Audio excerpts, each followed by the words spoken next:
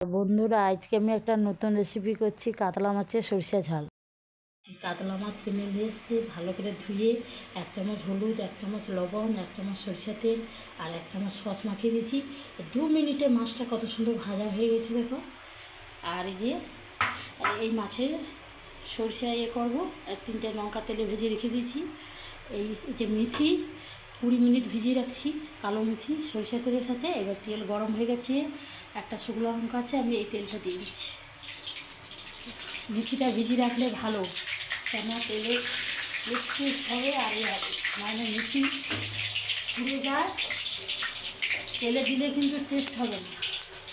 হ্যাঁ, এবার কত সুন্দর হয়ে গেছে। মেথি দিলে ঠিক যায় প্রচুর, এই জন্য তেলে ভিজিয়ে রাখলে ভালো। 10 মিনিট আরও।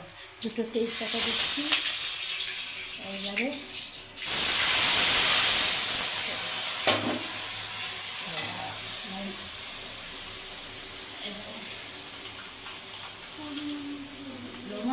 লবণটা আন্দাজে দিতে হবে, এই লবণ।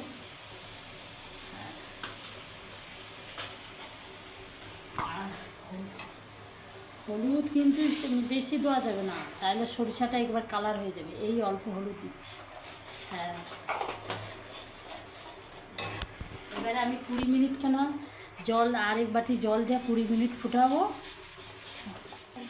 সরিষা দেওয়ার পরে 20 মিনিট জলটা ফুটে গেছে। এবার কি সুন্দর ছানা ছানা মতন লেগেছে দেখো। এরপরে এই যে ছানা ছানাটা হবে, এরপরে আমি সরিষার তেল একটু অল্প দিব। কাঁচা তেলের উপরে, কাঁচা তেলের উপরে মাছটা দেখো কি সুন্দর ছানা ছানা মতন হয়ে গেছে। একটু তেল খরচা হবে, একটু 20 মিনিট কিন্তু সরষের জল ঢালার পরে কিন্তু তোমাকে 20 মিনিট এ করতে হবে। কী সুন্দর দেখো তেলটা সরে গেছে। হ্যাঁ, এবারে আমি মাছ দিচ্ছি।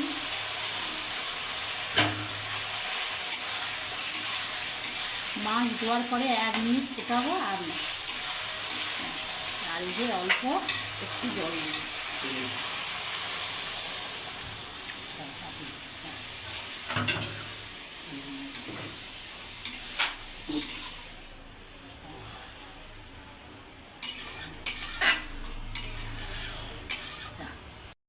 কাতলা মাছের সরিষা ঝাল এইখানে কমপ্লিট। ভালো যদি লাগবে লাইক করবে, শেয়ার